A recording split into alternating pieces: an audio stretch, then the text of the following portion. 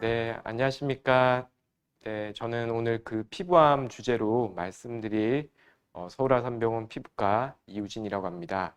피부암에 대해서는 최근에 그래도 매스컴에서 피부암에 대해서 여러 가지 이야기가 나오고 최근에 그 암에 대한 피부암에 대한 인지도가 높아지면서 점차 진단 건수도 많아지고 여러 환자분들의 그런 인지도가 많이 높아지고 있는 암종인 것 같습니다. 그래서 오늘은 피부암의 종류와 치료법에 대해서 설명드리도록 하겠습니다. 그래서 뭐 뉴스나 여러 매스컴에서 피부암이 계속 증가된다고 그렇게 여러 이야기가 들려옵니다. 그래서 피부에 뭐가 생겼을 때 이거 혹시 피부암이 아닐까요? 이렇게 걱정을 하시고 병원에 오시는 분도 많고 그만큼 또 그렇게 많은 분들이 병원을 방문하시는 만큼 진단 건수도 많아지고 저희가 수술이나 치료를 해드리는 환자분들도 많아지는 것 같습니다. 그래서 결국은 이게 피부암 자체가 이게 고령층에서 많이 발생하기 때문에 최근에 그런 그 수명이 늘어나고 고령층이 인구 구성에서 이렇게 높아지면서 피부암 건수도 많아지고 어릴 때부터 이제 우리 그 생활 패턴이 서구화가 되면서 여러 자외선에 노출되는 여러 레저 활동이 증가되고 그리고 최근에 뭐 여러 가지 자외선 강도 또한 환경오염 때문에 오존층이 파괴가 되면서 자외선 강도가 세어지면서 피부암 발생이 증가가 되는 그런 요인이 되어지고 있습니다. 그래서 보시면 아시겠지만 매년 증가하고 있습니다. 그래서 피부암 환자가 매년 1만 9천 명 정도가 되고 여기서 보시면 아시겠지만 60대 이상이 전체 73%입니다. 그래서 제일 많기는 약 70대 요 연령층에서 제일 많은데 전체적으로 60대 이상이 전체 피부암의 약 73%를 구성하게 되겠습니다. 그래서 뭐 아시겠지만 암은 이렇게 보시면 우리 피부를 비롯해 여러 가지 조직을 구성하는 구성 요소가 세포라는 게 있죠. 그래서 세포가 원래는 필요한 정도만큼 이렇게 증식하고 분열하고 어느 정도 이렇게 스위치가 있어서 정상적으로 기능과 구조를 구성하는 정도에까지만 이렇게 분열을 해야 됩니다. 그런데 이 암이라는 거는 결국은 이게 아무런 스위치가 없이 무분별하게 무질서하게 계속 이 암세포라는 것은 증식을 하게 됩니다. 그래서 결국은 이 암세포들이 많이 증식을 하면 정상적인 구조와 우리 신체의 여러 기능을 망가뜨리기 때문에 이 암 때문에 여러 환자분들께서 고생을 하시게 되겠습니다. 피부암은 왜 이렇게 그러면 피부에 있는 여러 가지 구성 세포들이 무분별하게 증식하게 되느냐? 결국은 유전자 변이가 생겨서 이렇게 분열이 계속 지속되고 암세포화가 되는 건데요. 결국은 그런 유전자 변이를 일으키는 것은 자외선입니다. 자외선은 아시겠지만 자외선 A와 자외선 B가 있는데 피부암을 일으키는 그런 유전자 변이를 유도하는 것은 자외선 A보다는 자외선 B가 주로 그 역할을 담당하게 됩니다. 자외선 A도 물론 피부암 발생에 있어서 하나의 원인 인자가 되겠지만 자외선 A는 주로는 이렇게 그 활성산소를 이렇게 유도해서 활성산소와 관련된 스트레스로 인해서 피부암을 유발하는 적은 기능을 하지만 대부분의 피부암에 관련된 유전자 변이는 자외선 B에 의해서 유도되게 되겠습니다. 그래서 피부암은 자외선에 많이 노출되면 피부암이 발생하고 그만큼 자외선 노출에 대한 그런 그 자외선이 많이 노출되었던 고령층에서 많이 생기고 젊을 때부터 여러 가지 생활 패턴이나 아니면 업무 패턴에서 자외선에 노출이 많은 분들이 피부암이 발생할 위험도가 높아지게 되겠습니다.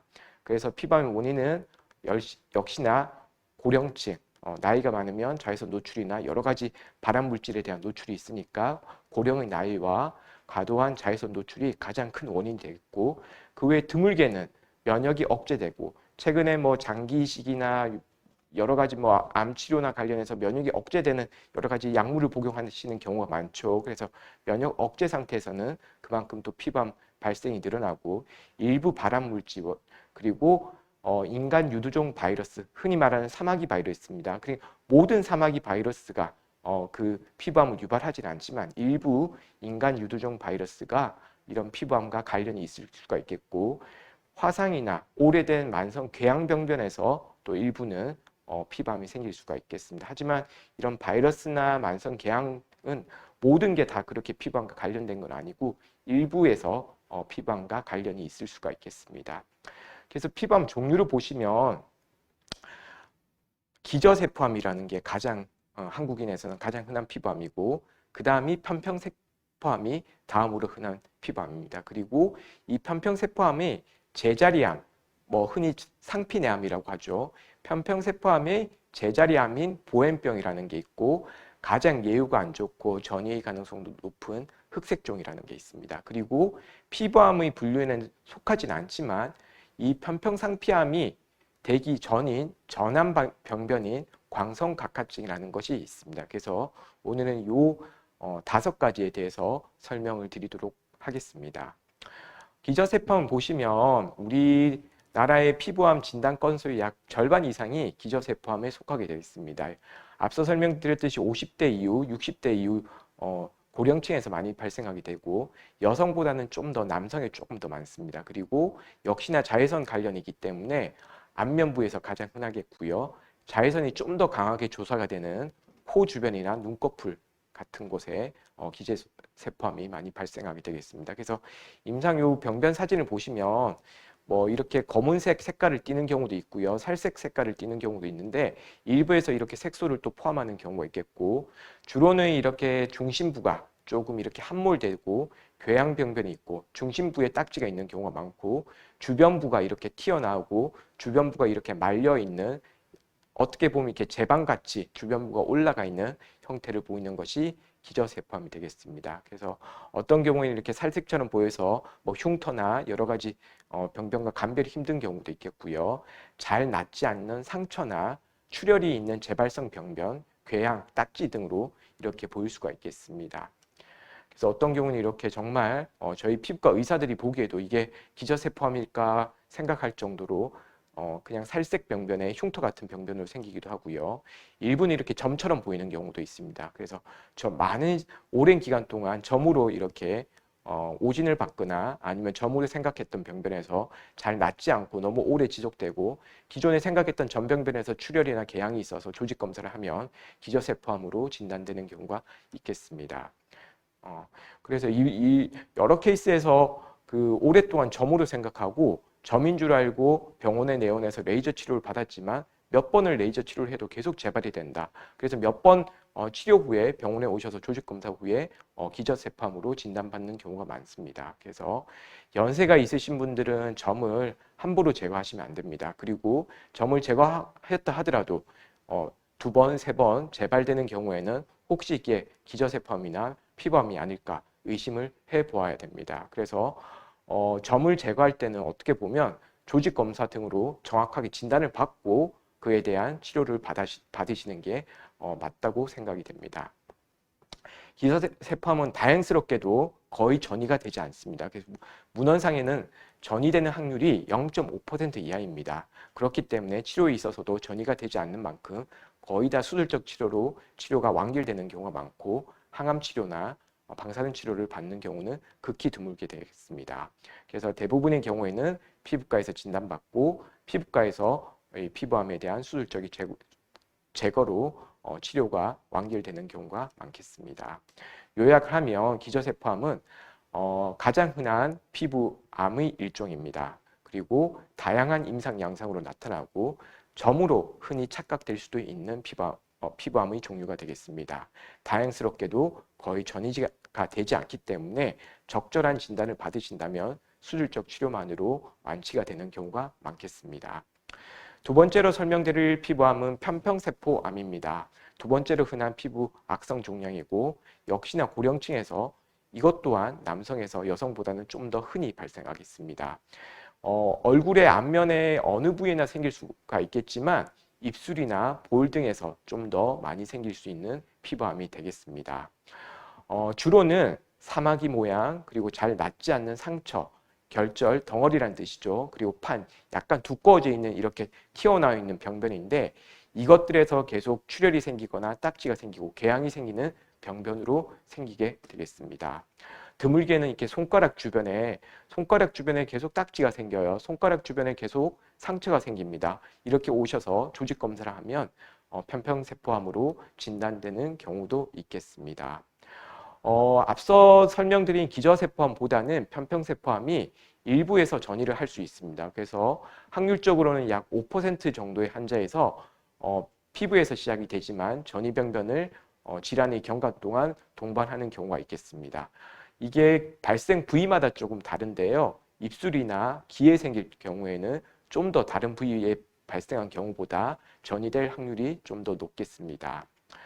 앞서 설명드린 것 같이 이런 편평세포암이 초기 병변이 있습니다. 그걸 보행병이라고 편평세포암의 제자리암, 상피내암이 되겠습니다. 그래서 앞서 보여드렸던 편평세포암 사진보다는 임상 사진을 보면 좀 더 말 그대로 편평한 그 병변으로 보입니다. 그래서 각질이 있는 까칠까칠한 병변, 그리고 얇게 이렇게 딱지가 있는 병변으로 보이는데 상처가 생겼는데 이렇게 딱지가 잘 안 떨어져요. 계속 피가 조금씩 나요. 그렇게 생기는 보행병이 편평세포암의 초기 병변이고, 이 경우에는 수술적 치료도 가능하지만 일부에서는 상피내암이기 때문에 수술적 치료가 아니고 냉동치료와 같은 비수술적 치료로도 완치가 가능한 초기 병변이 되겠습니다.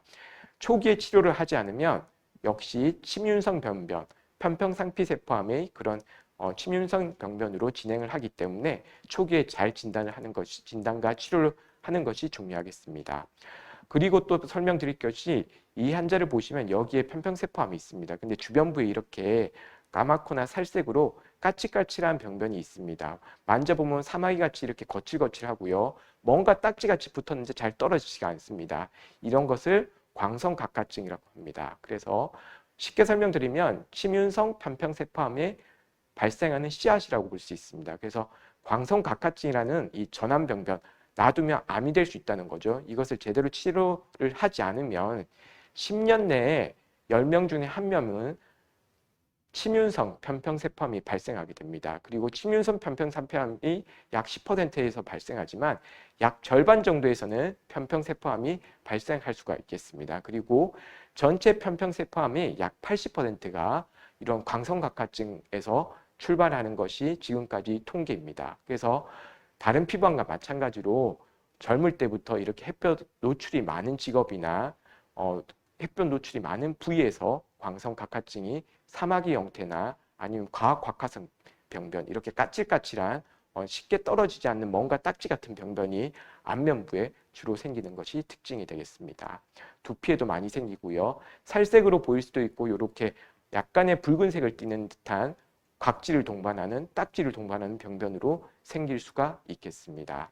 그래서 광선각화증도 아직은 암은 아니지만 제대로 치료를 받지 않으면 편평세포암, 앞서 설명드린 보행병을 비롯해서 침윤성 편평세포암이 될 수가 있습니다. 환자 사진을 보시면 이 입술에서 처음에 생겼을 때는 전암병변이 아직은 암이 아니었던 거죠. 광선각화증입니다. 6개월 동안 치료를 받지 않았습니다.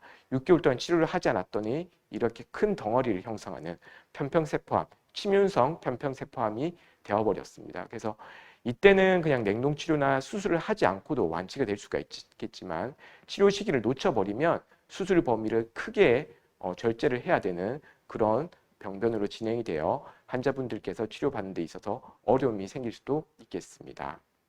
그래서 요약을 하면 편평세포암은 두 번째로 흔한 피부암이고 안면부에 많겠지만 드물게는 손이나 발 같은 손톱 주변, 발톱 주변에서 생기는 경우가 있겠고요. 광선각화증이나 보행병, 이런 전암병변이나 초기 병변에서 시작해서 침윤성 편평세포암으로 진행이 가능하기 때문에 초기 병변, 특히나 전암병변을 잘 진단을 받고 치료를 조기에 받는 것이 중요하겠습니다. 다음으로 설명드린 피부암은 흑색종입니다. 우리가 가장 조심해야 되고 진단과 치료에 있어서 가장 신경 쓸 바가 많은 피부 악성 종양이 되겠습니다. 그만큼 전이가 될 수 있고 질환 경과가 진행이 빠를 수도 있기 때문에 좀 더 유의한 진단과 치료를 필요하는 악성 종양이 되겠습니다. 흑색종, 이름에 그대로 나와 있듯이 까맣게 보이는 병변입니다. 이렇게 피부뿐만 아니라 안에 입술 점막과 같은 성기나 입술 점막에도 점막성 흑색종도 발생 가능하겠습니다.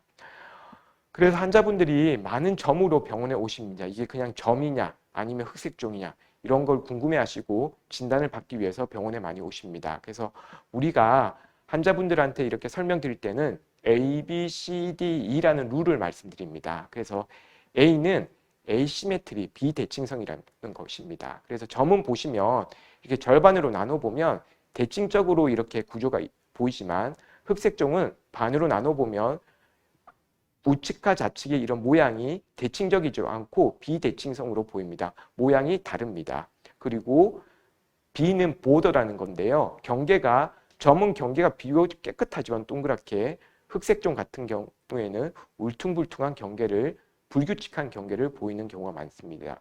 C는 컬러입니다. 컬러는 점은 이렇게 균일한 컬러, 뭐 갈색이든지 아니면 흑색이든지 균일한 컬러를 보이는 색조를 보이는 경우가 많지만 흑색종 같은 경우에는 이렇게 병변 내에서도 색조가 다양한 불규칙한 그런 색조를 보이게 되겠습니다. D는 다이아메터, 결국은 이 직경입니다. 그래서 점은 보통 우리가 걱정을 하지 않아도 되는 점들은 보통은 0.6cm 이하입니다. 근데 점병변으로 생각되지만 점점 크기가 커지고 0.6cm 이상일 때는 우리가 흑색종이 아닐까 좀 더 조심히 생각해 보아야 되겠습니다. 마지막으로 E는 이볼루션입니다. 시간에 따라서 변화가 있습니다. 일부 점은 색깔이 짙어질 수도 있고 크게 커질 수 있지만 어느 정도 시간이 흐르면 그 성장이 멈추는 경우가 많습니다. 하지만 흑색종은 시간이 지날수록 계속 크기가 커지고 색이 달라지기 때문에 시간적인 변화에 따른 그 시간적인 변화를 보고 점이냐 흑색종이냐를 감별하는 데 있어서의 하나의 기준을 삼아 볼 수가 있겠습니다. 그래서 점은 앞서 설명드렸듯이 대칭적이고 동그랗고 경계가 명확하고 균일한 색깔을 보이는 경우가 많습니다.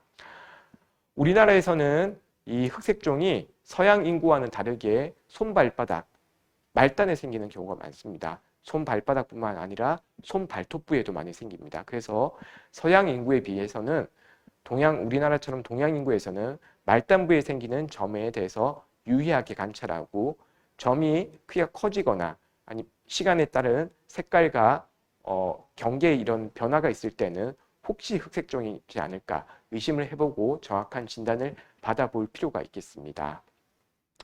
손발톱에 이렇게 흑색 선이 올라와서 병원에 오시는 경우가 많습니다.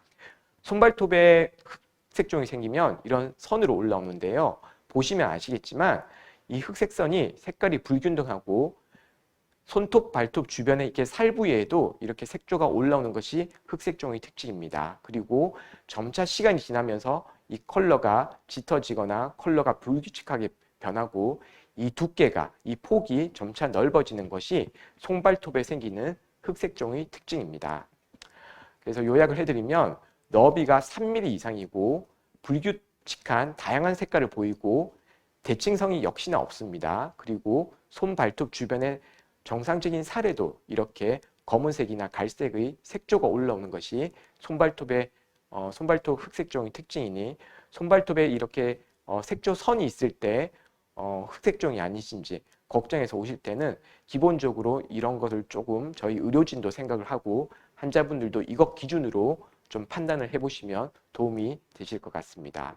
하지만 손발톱에 이렇게 흑색 선이 생길 때 모든 경우가 흑색종은 아닙니다. 우리 몸에 점이 생길 수 있듯이 손발톱에도 손발톱 이 구조 아래에 점이 생기면 이렇게 선이 올라올 수가 있겠습니다. 그래서 점일 때는 비교적 폭이 3mm보다 더 폭이 좁은 경우가 많고요. 색깔도 균등하고 시간이 지나면서 색깔이 짙어지거나 색깔이 변하는 경우는 없겠습니다. 그리고 주변 살에도 이렇게 색깔이 동반되는 경우는 없는 것이 손발톱에 생기는 점의 특징이 되겠습니다. 그리고 여러 가지 손톱에 이렇게 손발톱이 하나의 손발톱이 아니고 10개의 손발톱 중에 여러 손발톱을 침범할 때는 보통은 흑색종보다는 손발톱에 생기는 점이나 아니면 색조 증가, 양성인 경우가 많겠습니다. 그래서 병원에 손발톱에 생기는 흑색 선으로 이렇게 내원을 하시는 경우가 많으신데요. 그 중에서 일부가 흑색종이고 많은 경우는 손발톱에 생기는 점과 그냥 단순한 색조 증가의 경우가 많은데요. 환자분들 입장에서는 그걸 정확하게 판단하시기 힘드시기 때문에 손발톱에 흑색 선이 올라올 때는 병원에 내원하셔서 정확한 진단을 받아보시는 것이 바람직하겠습니다. 그리고 일부에서는 손발톱이 건강하지 못하셔서 손발톱이 두꺼워지고 손발톱 외상과 관련해서 손발톱 조각파에 이렇게 출혈이 있을 때 흑색종과 비슷하기 때문에 손발톱 조각파 출혈 양상으로 흑색종이 아닐까 이렇게 병원을 내원하시는 분도 많습니다. 그래서 대부분의 점은 문제가 없습니다. 몸에 생기는 점들도 평생 점으로 별 문제 없이 남아있을 가능성이 높습니다. 하지만 그 일부의 점, 아주 극히 일부의 점에서는 시간이 지나면서 유전적 변이로 인해서 흑색종으로 발생하는 경우가 있고, 손발톱에 생기는 흑색 선도 많은 경우는 점이나 단순한 색조 증가일 가능성이 높지만 일부에서는 흑색종이 있기 때문에 몸에 생기는 점이나 손발톱에 흑색선이 있을 때는 피부과에 오셔서 정확한 진단을 받아보시는 것이 바람직하겠습니다. 요약하면 흑색종은 질환의 경과가 빠를 수 있기 때문에 가장 유의해야 할 피부의 악성 종양입니다. 이름 그대로 까만 병변은 올라오기 때문에 여러 환자분들께서 점과 흑색종의 구분에 있어서 어려움이 있는 경우가 많습니다. 우리나라 사람은 손, 발바닥, 손발톱 같은 말단 부위에 흑색종이 생기는 경우가 많습니다. 대부분의 점은 평생 동안 점으로 남아있을 가능성이 높지만 일부 점과 그리고 거기에 생기는 흑색종을 감별해야 되기 때문에 점병변이 시간에 따라서 변하거나 조금 특이한 모양을 보일 경우에는 병원에 내원하셔서 정확한 진단을 받는 것이 중요하겠습니다. 피부암의 예방법에 대해서 간략히 설명을 드리겠습니다. 앞서 설명드린 것 같이 가장 큰 원인은 연령과 그리고 자외선 노출입니다. 하지만 연령의 변화는 저희가 조절을 할 수 없습니다. 하지만 자외선 노출은 우리가 생활 중에 충분히 예방을 할 수 있는 인자가 되겠습니다. 그래서 피부암 예방법에 있어서 가장 중요한 것은 자외선 차단입니다. 피부암의 약 70%가 햇볕 노출에 의해 생기는 경우가 있기 때문에 선크림과 그리고 물리적으로 햇볕을 차단하는 모자나 선글라스, 양산을 잘 착용하는 것이 중요하겠습니다. 간략히 선크림 이용 방법에 대해서 설명을 드리면요. 야외 활동을 하시기 전에 약 20에서 30분 전에 이렇게 적용을 하셔야 됩니다. 그리고 선크림 자체가 오랜 기간 동안 효과를 나타내는 것은 아니기 때문에 저희가 의료진이 권하는 바는 3시간 정도 간격으로 덧바르는 방법으로 이렇게 적용을 해 주셔야 되고, 선크림 보시면 이렇게 수치가 있습니다. 그 수치가 SPF 수치인데요. Sun Protection Factor입니다. 그래서 얼마나 이게 자외선을 잘 차단하냐 그 능력치를 표시하는 수치인데요. 그 수치가 30 이상이면 어느 정도 선크림으로서의 역할을 충분히 한다고 볼 수가 있겠습니다. 그리고 충분한 양을 적절히 발라주시는 것이 좋은데요. 모든 자외선 노출부에 빠짐없이 꼼꼼히 바르셔야 되고, 보통 성인 안면부라면 손가락 마디 2마디 정도를 양을 짜서 안면부에 발라주시면 적절한 양이 되겠습니다. 피부암은 60대 이상에서 흔합니다. 그리고 연령에 대한 연령 변화에 대한 인자는 저희가 조절을 할 수가 없지만 가장 큰 위험 인자인 자외선은 우리가 조절을 할 수가 있습니다. 선크림을 잘 바르고 여러 가지 야외 활동이 있을 때 항상 피부암 위험에 대해서 인지를 하고 그 차단에 대해서 고민을 하고 노력해 볼 필요가 있습니다. 비교적 착한 암입니다. 피부암은 조기에 진단하면 수술적 치료로 완치가 되는 경우가 많고, 초기암은 수술적 치료뿐만 아니라 수술을 하지 않고도 비수술적 치료 방법으로도 완치가 되는 경우가 많습니다. 그만큼 조기에 적절한 진단을 받는 것이 중요하겠습니다. 다음으로는 제가 피부암 치료법에 대해서 설명드리겠습니다. 앞서 설명드린 것 같이 조금 중복이 되는 내용이 있는데요. 피부암은 다른 장기암과는 달리 타장기나 림프절 전이가 없기 때문에 피부에만 국한된 경우가 많고, 그만큼 수술적 치료로 치료가 완결되는 경우가 많습니다. 특히나 기저세포암이나 편평세포암은 수술적 치료가 기본적인 치료 방법이고 거의 많은 환자가 수술로 치료가 완결이 되겠습니다. 하지만 흑색종은 앞서 설명드린 같이 전이가 될 수가 있고 질환 경과가 빠를 수가 있기 때문에 병기를 잘 세분화해야 되고요. 병기에 따른 적절한 수술적 치료와 방사선 치료, 항암 치료를 고려하는 경우가 많습니다. 그리고 초기암과 전암병변인 광선각화증과 보행병은 수술적 치료뿐만 아니라 비수술적 치료로 완치가 가능하기 때문에 조기에 진단받는 것이 중요하겠습니다. 피부암은 조기에 진단받는 것이 중요하지만 피부암이 진단되었을 때 다른 부위에도 피부암이 동반되는 경우가 많습니다. 그래서 피부암이 진단되면 안면부를 전체적으로 다 관찰해 볼 필요가 있습니다. 그래서 광선각화증과 같은 전암병변이 있다면 거기에 대해서는 비수술적인 치료법을 적용을 해야지만 광선각화증에서 다른 피부암이 생기는 것을 예방할 수 있기 때문에 또 다른 수술을 받는 경우를 예방할 수가 있겠습니다. 수술적 치료에 대해서 간단히 설명을 드리겠습니다. 그래서 수술적 치료 방법은 크게 보면 광범위 절제술과 그리고 모스 미세 도식 수술이 있겠습니다. 그리고 이렇게 절제를 하고 나서 재건하는 피판술과 피부 이식술이 있겠습니다. 악성 흑색종은 이런 수술만 하는 것이 아니고 병기에 따라 그리고 침륜 깊이에 따라서 원발 부위를 떼내는 것뿐만 아니라 감시 림프절이라고 그 악성 흑색종이 가장 먼저 전이가 될 수 있는 림프절을 찾아서 감시 림프절 생검, 조직 수술적인 조직 검사를 시행하는 경우도 있겠습니다. 광범위 절제술을 먼저 설명을 드리면 우리가 피부암별로 이렇게 수술을 어느 정도 범위를 두고 해야 된다. 이렇게 권고되는 수술 범위가 있습니다. 그 권고안에 따라서 원발 부위를 포함해서 0.5cm에서 2cm 정도의 그런 주변의 정상 조직을 포함하여 수술을 하게 되겠습니다. 많이 들어보셨을 것 같은데요. 모스 미세 도식 수술이라고 피부와 암에만 적용되는 수술 방법이 있습니다. 이것은 그냥 우리가 단순하게 수술 범위를 정하고 절제로 끝나는 것이 아니고 수술 중에 병리 조직 검사를 동시에 진행을 합니다. 그래서 어느 정도 먼저 원발 부위를 제거하고 수술 중에 주변부, 경계부를 조직 검사를 시행하여 잔존 종양 세포의 여부를 관찰하고 거기에 따라서 추가적인 절제를 진행하게 되겠습니다.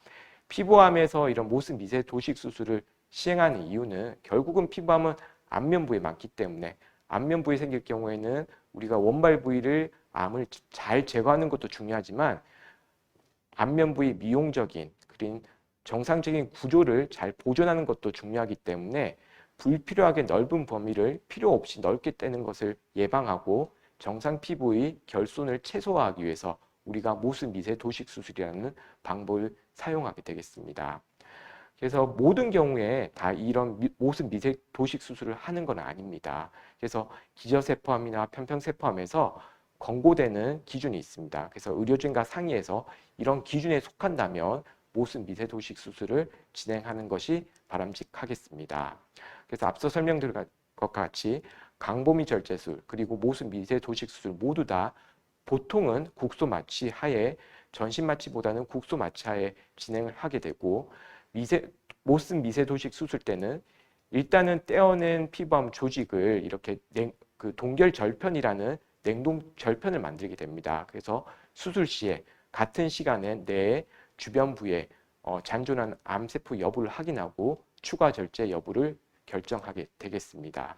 보시면 일단은 우리가 피부암을 이렇게 떼내게 됩니다. 그리고 그 주변부의 조직을 여러 가지 구획으로 나눠서 경계부를 저희가 이 현미경으로 확인을 하게 되는데요. 사진을 보시면 여기 이마에 피부암이 있습니다. 근데 피부암을 원발 부위를 먼저 떼내고 그 주변부를 이렇게 구획을 나누게 됩니다. 그래서 어느 부위에 피부암 세포가 남아있는지를 확인하고 만약에 남아있다면 그 부위만 더 절제하면 되기 때문에 딱 필요한 정도의 수술 범위를 유지하고 불필요하게 흉터나 안면부의 변형을 유발하는 불필요한 수술 범위를 가져가지 않도록 예방할 수 있는 재발률은 낮추면서 완치율은 높일 수 있는 수술 방법이 되겠습니다. 그래서 광범위 절제술이 되었건 아니면 모스 미세 도식 수술이 되었건 이렇게 절제를 하고 나면 재건을 해야 되는데요. 가장 바람직한 거는 이렇게 떼내고 일자로 이렇게 봉합을 할 수 있으면 가장 좋습니다. 하지만 피부암은 앞면에 생기기 때문에 앞면에는 여러 가지 정상 구조가 있고 그 구조로 인해서 이렇게 일자로 봉합을 할 수 없는 경우가 많습니다. 그럴 경우에는 1차적인 봉합이 되지 않을 때는 주변부의 피부를 이용해서 1차 봉합 시에 생길 수 있는 변형을 최소화하고 그리고 흉터 부위를 최소화하기 위해서 이렇게 주변부를 이용해서 수술적인 결손 부위를 메꿔 넣는 방법이 있습니다. 그래서 여기서 보시면 수술로 이만큼을 제거했다면 이것을 일자로 봉합한다면 이렇게 큰 흉터가 남게 됩니다. 하지만 주변부에 정상적인 조직을 이용해서 피판술을 시행한다면 이렇게 둥근 흉터가 생기게 되는데요. 일자로 생겼을 때 주변의 정상적인 조직을 변형을 생기거나 망가뜨리는 것을 예방할 수가 있고 최종적으로는 흉터 부의 지속기간이나 흉터의 범위를 줄일 수 있는 장점이 있겠습니다. 그리고 이런 피판술이 또 불가능한 경우도 있습니다. 그럴 경우에는 광범위 절제술이나 아니면 모습 미세 도식 수술 이후에 이렇게 피부 이식 수술을 같이 진행하는 경우도 있겠습니다. 보통의 그 피부암 수술은 국소 마취하에 진행이 되기 때문에 전신 마취에 비해서 수술 후에 회복 자체가 빠릅니다. 그래서 보통의 통증도 3일 정도면 해결되는 경우가 있고요. 수술과 관련된 감염 위험성이 높지 않기 때문에 많은 경우가 예방적 항생제나 수술 후에 항생제를 복용을 하지 않는 경우가 많고요. 일부에서는 수술 범위나 그 부위에 따라서 수술 후에 경구 항생제를 복용하는 경우가 있겠습니다. 그리고 다른 수술과 마찬가지로 역시 출혈과 혈종이 발생할 수 있는 문제점도 있는데요. 특히나 요즘에 혈압약이나 신경과 약 같은 여러 심장 질환이나 신경과 질환이 있을 때 지혈제를 복용하는 경우가 많은데요. 그런 약을 복용하실 경우에는 의학적으로 가능하다면 지혈제나 그런 약제들을 수술 3에서 5일 전에 중단을 하고 수술을 시작하는 것이 좋겠습니다. 그래서 보통 안면부는 한 일주일 후에 이렇게 실밥을 제거하게 되고요. 말단부나 몸통 부위는 약 한 10에서 한 2주 뒤에 실밥을 제거를 하게 되겠습니다. 그리고 안면부가 많기 때문에 이 수술 후에 상처 관리 그리고 흉터 관리에 대해서 신경을 써야 되는 것이 많습니다. 그래서 요즘 수술 후에 이렇게 적용을 할 수 있는 여러 가지 좋은 드레싱 제제들이 많습니다. 그래서 그냥 뒀을 때보다는 이렇게 수분 드레싱이나 여러 가지 드레싱 재료를 적용함으로써 상처 치유 기간을 줄일 수 있고 최종적으로는 흉터를 조금 덜 생기게 할 수 있는 치료 방법을 적용을 하고 있습니다. 그래서 여러 가지 약제가 있습니다. 상처 치유를 이렇게 촉진할 수 있는 강선 치료나 비치료도 있고요. 그리고 약물 치료도 있기 때문에 주사요법도 있고요. 수술 부위에 대해서 수술 범위가 좀 큰 경우에는 이런 상처 치유를 도와줄 수 있는 여러 가지 치료를 적용함으로써 치유 기간과 최종적으로는 흉터를 조금 범위와 그 흉터 범위를 줄일 수 있는 방법이 되겠습니다. 많은 분들이 피부암은 앞면에 있기 때문에 수술을 하자 그러면 흉터를 걱정합니다. 암이 있으니까 수술은 하셔야 되죠. 하지만 흉터는 남습니다. 흉터가 안 남지 않는 수술은 없습니다. 하지만 우리 의료진이 노력하는 거는 수술로 인한 흉터 범위가 최소화될 수 있는 방법을 사용하는 겁니다. 그래서 앞서 설명드렸듯이 모습 미세 소식 수술도 결국은 앞면의 흉터와 변형을 최소화하고 앞서 설명드린 그 피판술이나 여러 가지 그 재건술 또한 이런 흉터와 변형을 최소화하기 위한 하나의 방법입니다. 그리고 최근에는 이런 수술 치료뿐만 아니라 수술 후에 생기는 흉터에 대해서 흉터 치료가 여러 가지가 있습니다. 그래서 흉터 레이저 치료나 아니면 흉터 치료제가 있기 때문에 좀 더 흉터를 최소화할 수 있는 노력을 할 수 있기 때문에 앞면에 생기는 피부암에 대해서 수술로 인한 변형이나 흉터에 대해서 너무 과도한 걱정으로 인해서 적절한 치료 시기를 놓치는 일은 없도록 해야 되겠습니다. 사진을 보시면 이렇게 보시면 처음에는 이렇게 수술 범위가 커 보입니다. 평평상피세포암이 있었는데요. 이 경우에도 피판술을 했습니다. 정상적인 주변 구조를 살리고 그리고 흉터 범위를 줄이기 위해서 절제술을 하고 피판술을 했습니다. 몇 달만 지나도 이렇게 상처가 많이 보이지 않고 흉터를 최소화할 수가 있습니다. 그러므로 흉터에 대한 과도한 걱정으로 인해서 적절한 수술적 치료 시기를 놓치는 일은 없도록 해야 되겠습니다. 네, 이 경우도 보시면 이 경우는 비교적 간단한 경우이기 때문에 그냥 1차 봉합을 시도를 했고요. 주름 라인에 또 흉터가 많이 가려지기 때문에 흉터에 대한 걱정을 많이 안 할 수도 있는 그런 사례가 되겠습니다. 보시면 이때도 피판수를 했는데요. 코 모양을 살려야 됩니다. 그래서 그냥 1차 봉합을 할 경우에는 코가 변형될 수 있는 문제가 있을 수가 있기 때문에 이 코 아래쪽 피부를 이용해서 피판수를 이용을 했고요. 몇 개월 후에도 보시면 코 모양은 그대로 살아있고 흉터가 점차 옅어지는 모양을 보실 수가 있습니다. 눈 밑에 이게 다발성 기저세포함이 있는데요. 이때도 이렇게 모습 미세소식 수술로 원발 부위를 다 제거하고요. 그냥 봉합할 수는 없습니다. 그러면 눈이 처지거나 코 모양이 변형이 동반될 수가 있기 때문에 뺨의 피부를 이용해서 이렇게 피판수를 이용하고요. 그러면 흉터도 최소화할 수가 있고 눈이나 코와 같은 정상적인 구조의 변형을 최소화할 수 있는 장점이 있습니다. 보시면 이마 병변인데요. 이마도 눈이 있기 때문에 1차 봉합을 할 수가 없습니다. 그리고 이마와 같이 피부가 풍부하지 않은 곳에서는 1차 봉합을 할 수 있는 그런 피부가 없기 때문에 피판수를 이용하게 되고요. 그럴 경우에도 보시면 눈의 구조를 최소한 변형을 최소화할 수 있고 상처의 봉합에도 큰 문제가 없게 해결을 할 수가 있습니다. 그래서 진단이 너무 늦어지면 결국은 큰 병변과 넓은 부위를 제거를 해야 됩니다. 그래서 조기 진단이 중요한 것이 수술적 치료에 있어서 수술 범위를 줄일 수 있고 거기에 따라서 흉터와 변형이 최소화될 수 있기 때문에 조기 진단이 중요하겠습니다. 그래서 앞서 설명드렸듯이 피부암에는 이렇게 수술적 치료가 많이 있는 것은 아닙니다. 항암제 연고나 병변 내 주사 그리고 냉동치료와 같은 비수술적인 치료 방법이 있습니다. 모든 경우에 다 비수술적인 치료를 적용할 수 있는 것은 아니지만 초기 암병변이나 전암병변에서는 수술 없이 완치가 될 수 있는 옵션들이 있습니다. 그래서 항암제 연고가 있는데요. 보행병, 초기암이나 아니면 강성각화증 같은 전암병변에 연고만으로도 완치가 되는 경우가 있겠습니다. 그래서 보통은 한 2, 3주 동안 연고제를 적용하게 되는데요. 적용하면 그 치료 부위에 이렇게 딱지가 많이 생깁니다. 결국은 이게 치료 반응인데요. 이런 치료 과정을 거치게 되면 원래 이렇게 보행병 초기암이 있었는데 완치가 되는 그런 효과를 볼 수가 있겠습니다. 그래서 이 암들을 이 부위를 전체적으로 다 수술을 한다면 안면부에 엄청난 그런 수술적인 변형이나 수술적인 결손이 생길 수가 있습니다. 하지만 보행병이고 초기암에 진단이 되었기 때문에 수술 없이 이렇게 연고제만으로도 좋아질 수가 있겠습니다. 이분도 보시면 여러 가지 이 안면에 여러 부위에 광선각화증이라는 전암병변이 있습니다. 다 수술적으로 제거할 필요가 없습니다. 냉동치료나 항암제 연고로 다 깔끔하게 없어질 수가 있고요. 이때 치료 시기를 놓치게 되면 결국은 편평세포 암으로 진행이 되기 때문에 여러 부위를 수술적으로 치료를 할 수밖에 없기 때문에 그러면 수술적인 결손과 흉터, 변형이 생길 수 있기 때문에 초기에 진단을 받으시고 항암제 연고제나 냉동치료제, 비수술적인 치료 방법으로 해결을 할 수가 있겠습니다.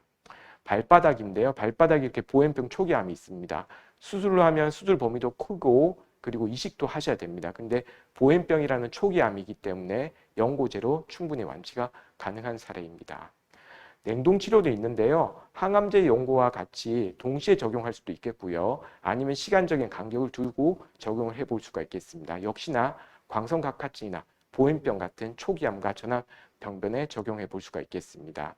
이런 에카질소를 이용한 냉동치료기가 있는데요. 쉽게 설명드리면 얼려서 그 피부암 세포가 떨어져 나오게 유도하는 겁니다.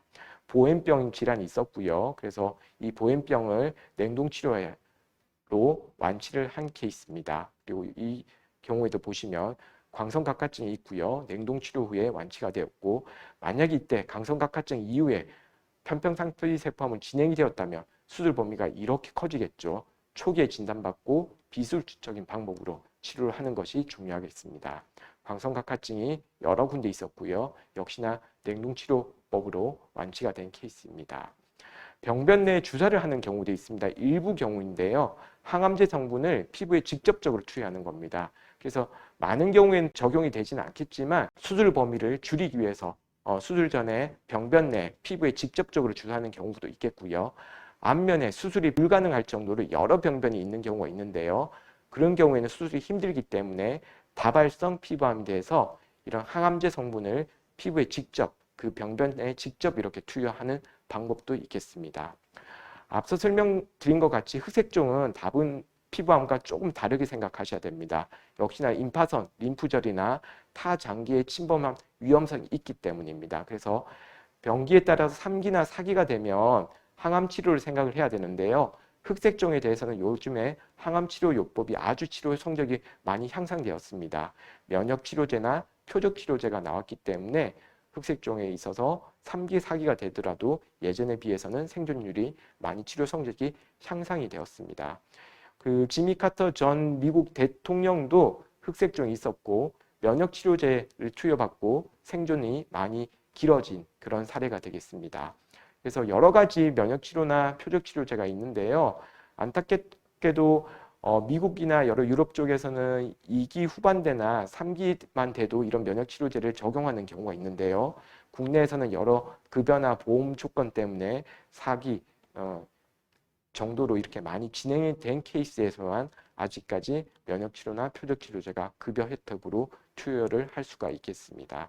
흑색종은 다른 피부암과 달리 임파선이나 타장기 침범 가능성이 있기 때문에 진단 시에 병기 설정을 철저하게 진행을 하는 것이 중요하겠습니다. 그래서 병기 설정에서 가장 중요한 것은 흑색종 원발 부위의 병변의 깊이입니다. 피부의 표피에 시작해서 아래 진피 쪽으로 이렇게 진행이 되는데요. 그 깊이에 따라서 우리가 T병기, 원발 부위의 병기를 진행하고 임파선이나 다른 장기 침범을 각각을 평가하여 최종적으로 병기를 결정하게 되겠습니다. 그래서 보시면 다른 피부암에서는 안 나오는 이제 이야기가 나옵니다. 흑색종에 있어서는 수술뿐만 아니라 감시 림프절 검사를 합니다. 하지만 모든 흑색종에 있어서 감시 림프절 검사를 진행을 하는 건 아닙니다. 원발 병변의 깊이가 0.8mm 보다 깊을 경우에만 우리가 감시 림프절 검사를 해야 된다. 그렇게 기준이 설정되어 있는 상태입니다. 그래서 조직 검사를 하고 그 깊이가 0.8mm보다 깊은 경우에는 수술만 하는 것이 아니라 수술과 동시에 감시 림프절 검사를 시행하고 그 림프절 검사 결과에 따라서 최종적인 병기가 결정되겠습니다. 그래서 보시면 앞서 설명드린 것 같이 원발 병변이 0.8mm 이상의 경우에는 수술과 동시에 감시 림프절 검사를 시행을 하고 최종적으로 그 임파선과 그다음에 다른 영상 검사를 통한 타장기 침범 여부를 결정하고 최종적 병기에 따라서 치료 방법을 결정하게 되겠습니다. 그래서 흑색종에서는 원발 병변의 깊이 T 스테이징 나오죠. 원발 병변의 깊이와 임파선 침범 여부는 여러 가지 영상 검사나 감시 림프절 조직 검사 그리고 타장기 침범 여부 영상 검사를 통해서 여러 가지 장기를 다 평가하셔야 됩니다. 요 종합적으로 병기를 결정을 하고요. 0기부터 4기의 병기를 결정하고 병기에 따른 치료 방법을 결정을 하셔야 되겠습니다. 그래서 1기나 2기면 임파선 침범이나 타장기 침범이 없기 때문에 수술적인 치료로 치료가 종결되는 경우가 많습니다. 그래서 앞서 설명드렸듯이 여러 가지 강범위 절제술이나 또는 모습 미세 도식 수술을 진행을 하게 되고요. 3기가 되면 이제 임파선 침범이 있다는 겁니다. 그래서 병기가 3기다 그러면 원발 부위를 수술적으로 완전히 절제를 하고요. 임파선이 있는 임상적으로 만져지거나 아니면 영상 검사를 통해서 임파선이 커져 있을 경우에는 임파선을 완전 절제하는 수술적인 치료를 동시에 시행하는 경우가 많고요. 여러 가지 임상적인 상황을 고려해서 방사선 치료나 항암 치료를 선택적으로 진행을 하게 되겠습니다. 하지만 앞서도 설명드렸듯이 요즘에 항암 치료에 있어서 면역 치료나 아니면 표적 치료제가 치료 성적이 좋은데요. 국내에서는 아직 3기에 있어서는 보험 급여 관련 때문에 항암 치료함에 있어서 여러 가지 어려움이 있는 것이 사실입니다. 4기는 이제 그 원발 부위뿐만 아니라 여러 가지 장기에 원발 부위에 그런 전이가 있는 상태입니다. 이때는 수술적 치료뿐만 아니라 항암 치료 그리고 방사선 치료를 여러 가지 치료를 종합적으로 판단을 해야 되겠습니다. 앞서 설명드린 것과 같이 한국 사람들에서는 흑색종이 손발톱이나 손발바닥, 말단 부위에 흔합니다. 예전에는 손가락이나 발가락에 흑색종이 있으면 무조건 마디를 절단하는 수술을 진행을 했는데요. 최근에는 그 수술 경향이 바뀌었습니다. 상피 내암이나 아니면 침범 범위가 얕을 때는 마디를 보존하는 수술을 할 수 있겠고요. 그만큼 흑색종에 있어서도 수술적 범위를 최소화하고 마디를 보존할 수 있는 수술을 진행하려면 초기에 병기가 많이 진행이 안 된 상태에서 진단을 받는 것이 중요하겠습니다. 이 환자 경우에도 예전에는 여기 마디를 절단을 해야 되는데요. 마디를 보존을 하고 이식을 진행을 하였고요. 특별히 재발이나 전이 없이 꾸준히 잘 치료가 된 경우가 되겠습니다. 그래서 조갑화 흑색종, 조갑에 생기는 흑색종, 예전에는 아무튼 말단을 제거를 하였지만 이제는 수부나 족부의 그런 기능을 보존을 할 수가 있습니다. 그만큼 초기 진단을 받는 것이 중요하겠고요. 앞서 설명같이 대부분이 이렇게 흑색 선으로 발생을 하는 경우가 많기 때문에 흑색 선이 있을 때는 많은 경우는 또 흑색종이 아니고 일부 점이나 아니면 색조 증가일 경우가 많겠지만 흑색 선이 있을 때는 흑색종의 가능성을 항상 생각하여 병원에 내원하셔서 정확한 진단을 조기에 받는 것이 중요하겠습니다. 흑색종은 생존율을 봐야 되는데요. 1기에서는 보시면 거의 5년 생존율이 95% 이상입니다. 하지만 2기, 3기로 가시면 5년 생존율이 70%에서 50% 정도로 떨어지기 때문에 다른 암에 비해서 이렇게 병기를 보시면 초기 발견이 더욱더 다른 피부암보다는 더욱더 중요한 피부 악성 종양이 되겠습니다. 피부암을 이제 다 치료를 하고 나시면 재발이 얼마나 될 것인가 걱정하시는 경우가 많습니다. 그래서 앞서 설명드린 기저세포암이나 편평사피세포암은 재발률이 그렇게 높지는 않습니다. 그리고 조기에 발견하고 수술 범위를 적절히 유지를 하고 치료를 잘 시행한다면 특히나 모습 미세도식 수술을 시행을 한다면 재발률을 그만큼 줄일 수가 있습니다. 하지만 일부 경우에는 이렇게 재발이 높은 경우가 있는데요. 항상 병원을 내원하셔가지고 재발 여부에 대해서 잘 추적 관찰을 받아보시는 것이 좋겠습니다. 악성흑색종은 우리가 기저세포암이나 편평상피세포암보다는 재발률이 높기 때문에 그리고 질환 경과 중에서 치료가 종결된 이후에도 전이나 재발이 있을 수 있기 때문에 정기적으로 영상검사 통해서 다른 장기도 평가를 해야 되고요. 원발 부위, 수술 부위도 정기적으로 관찰하는 것이 중요하겠습니다. 네, 제 강의는 오늘 여기까지입니다. 감사합니다.